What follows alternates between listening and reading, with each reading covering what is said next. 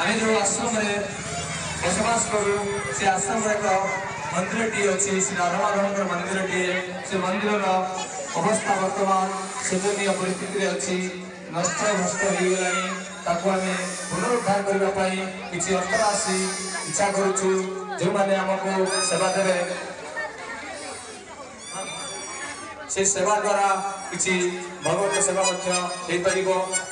पशु पक्षी सेवा हो पार तेणु आम पुणी आगे जावा आमर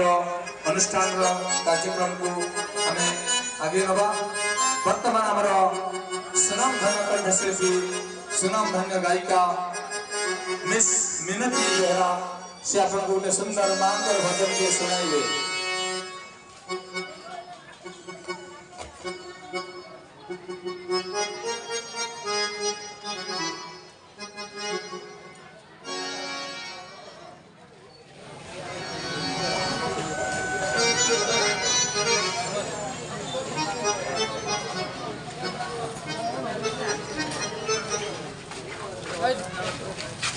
Ready to